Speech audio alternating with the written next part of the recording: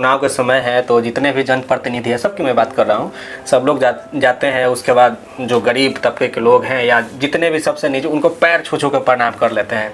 लेकिन वही जीतने के बाद वो गरीब व्यक्ति उनके दरवाजा के पास घंटों खड़ा रहता है एक सिग्नेचर करवाने के लिए कोई कागज पर या है, लेकिन वो दरवाजा नहीं खोलते हैं और वो प्रणाम करने के बाद भी नहीं सुनते हैं। हाँ, ये बात सही है। बात सही है। आप वर्तमान विधायक का देख लीजिए आवास और आवास का गेट देख लीजिए। एक सामान्य व्यक्ति उस गेट के अंदर नहीं जा सकता है। अच्छा, सवाल ही नहीं पैदा होता है कि उसको कोई समस्या हो जाए तो उस आवास के अंदर चला जाए। बड़ा बड़ा गेट है, उस पे दरबान है, सामान्य गरीब आदमी देखी के डर जाता है। घुसने का तो बातें छोड़ दीजिए। और एक नए धन पशु आ गए हैं। अच्छा, इस चुनाव में वो बिहार विधानसभा जहाँ है ना, उस बिहार विधानसभा का भवन उसी के इर्द गिर्द में रहते हैं। अच्छा, और धन के बल पे वो चाहते हैं कि इस चुनाव में जीत करके हम विधानसभा में घुस जाएं। लेकिन दिक्कत ये है ना कि विधानसभा में घुसने के लिए एक गेट है। अच्छा, वहां पे और उस गेट पे ये बहुजन सब खड़ा है लाठी लेके कि धन के बल पर तो तुमको नहीं घुसने देंगे हम। तो चल रहा है। आपको ये जो धन पशु लोग हैं ना, वो तरह तरह के हथकंडे अपना रहे हैं, लेकिन बहुजन सब उनका सपना पूरा नहीं होने देगा। बहुजन जाग चुका है। बहुजन सब समझता है कि कौन कैंडिडेट मेरे हित की बात सोचता है। और अभी हमारे साथ दीघा विधानसभा क्षेत्र के प्रत्याशी प्रभाकर सिंह पटेल हैं। ये बहुजन समाज पार्टी से अभी चुनाव लड़ रहे हैं, बीएसपी से। और दीघा विधानसभा में मैं इनका पहले भी इंटरव्यू किया। इन्होंने कई वादा किए हैं कि जब हम अगर यहाँ से चुनाव जीत जाएंगे तो जीतने के बाद जो भी हमको एमएलए से मानदेय मिलेगा, भत्ता मिलेगा या सैलरी मिलेगा, उसको हम अपने क्षेत्र के बच्चे को पढ़ाई में लगा देंगे। दूसरी बात कि यहाँ के जो बहुत सारे ऐसे समस्या है उसके ऊपर भी बातचीत किए हैं। कैसे ट्रैफिक व्यवस्था को मैनेज किया जाए उसके ऊपर भी बातचीत किए हैं। विशेष फिर से बातचीत करने के लिए अभी हमारे साथ जुड़े हुए हैं। सर, सबसे पहले बहुत बहुत स्वागत है। आपका भी स्वागत है। हाँ, कैसे हैं? ठीक है। क्या माहौल है सर दीघा विधानसभा का? माहौल ठीक है। चुनाव प्रचार चल रहा है। जनसंपर्क चल रहा है। और लोगों का आशीर्वाद भी मिल रहा है। और जन समस्याओं से अवगत भी हो रहे हैं। आप यहाँ पर जब लोगों से मिल रहे हैं तो लोगों के क्या ज्यादातर समस्या आपके पास नजर आ रहा है कि क्या वो लोग बोल रहे हैं कि हमको ज्यादा दिक्कत है? देखिए, यहाँ पे जो लोगों की समस्याएं हैं ना, वो अलग अलग क्षेत्र की अलग अलग समस्याएं हैं। जैसे कि आपको राजीव नगर है। तो राजीव नगर में सबसे बड़ी समस्या है वहाँ की आवास बोर्ड के जमीन की। अच्छा, वो हाउसिंग बोर्ड जो है, वो हाउसिंग बोर्ड की जो जमीन है, उस जमीन का मामला अभी तक अस्थाई समाधान नहीं उसका हो पाया है। अच्छा, लोग जो है मकान तो बना लिए हैं, फिर भी लोग सशंकित रहते हैं। और न्यायालयों के द्वारा, माननीय उच्च न्यायालय के द्वारा या माननीय सर्वोच्च न्यायालय के द्वारा समय समय पर इस संबंध में आदेश पारित होते रहे हैं। अब वहां का जो किसान है जिनका वो जमीन था, वो अलग परेशान है, और जिन्होंने उस जमीन को खरीदा और उस पर मकान का निर्माण कर लिया है, वो अलग परेशान है। तो इन सारी परेशानियों को दूर करने के लिए यदि जनता हमको चुनती है तो आवास बोर्ड का जमीन का जो अधिग्रहण हुआ और उस समय जो मुआवजा दिया गया किसानों को, मेरे समझ से वो मुआवजा का दर उचित नहीं है। अच्छा, तो यदि जनता हमको चुनती है तो आवास बोर्ड के जमीन का अस्थाई समाधान निकालने का हम प्रयास करेंगे।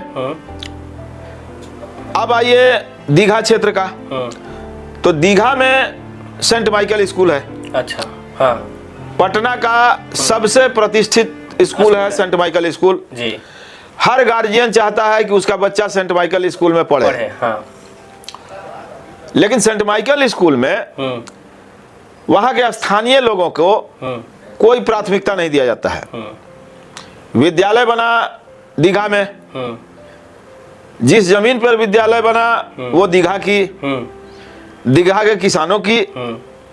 मैं ये मानता हूं कि वो जमीन वहां के किसान मुफ्त में नहीं दिए हैं, लेकिन चूंकि विद्यालय का निर्माण दीघा के जमीन पर किया गया है, इसलिए वहां के स्थानीय लोगों को प्राथमिकता तो मिलनी चाहिए एडमिशन में। बिल्कुल बिल्कुल। लेकिन विद्यालय प्रबंधन के द्वारा एडमिशन में वहां के लोगों को कोई प्राथमिकता नहीं दी जाती है। अच्छा।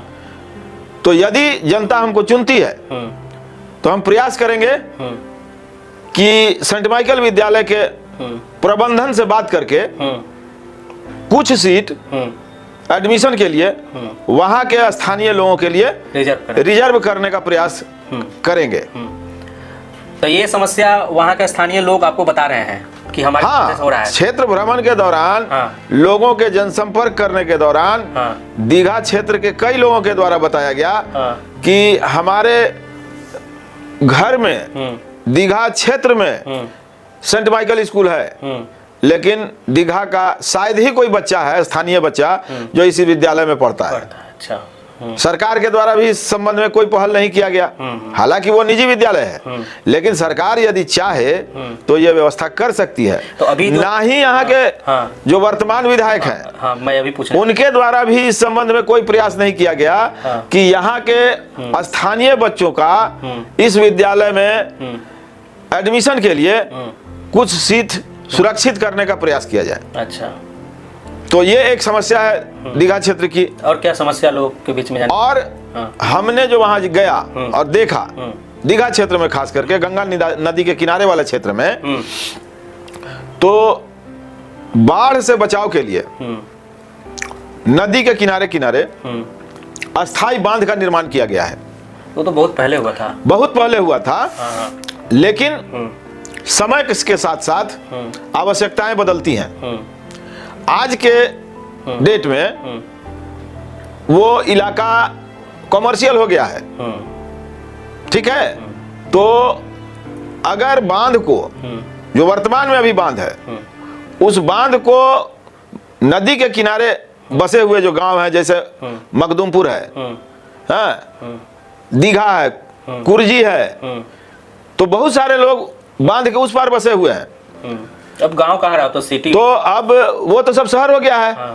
तो यदि बांध को गांव के पीछे, मतलब उत्तर साइड की ओर शिफ्ट करके नया बांध का निर्माण कर दिया जाए, और वर्तमान में जो बांध है शिफ्ट करने के बाद वो जमीन वहां पे बच जाएगा, तो उस जमीन के साथ वर्तमान में जो सड़क है उसको मिला करके अगर 4 लेन रोड का निर्माण कर दिया जाए वहां पे, तो जो भी वहां के स्थानीय निवासी हैं उनका जमीन जो है और मकान वो 4 लेन रोड के किनारे आ जाएगा, और उसके कारण उनके जमीन पर कॉमर्शियल एक्टिविटी बढ़ेगा।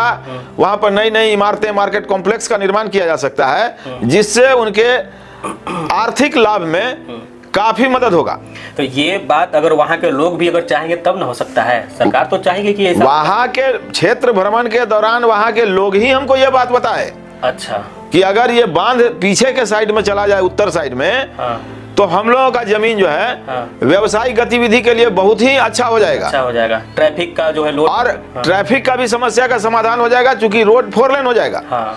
तो यदि यहाँ की जनता हमको अपना आशीर्वाद देती है, तो मैं ये प्रयास करूंगा कि गंगा का जो बांध है उसको उत्तर की ओर शिफ्ट किया जाए, नए बांध का निर्माण किया जाए, और वर्तमान बांध का जो जगह है और रोड है, दोनों को मिला करके वहां पर 4 लेन रोड का निर्माण कर दिया जाए। अच्छा।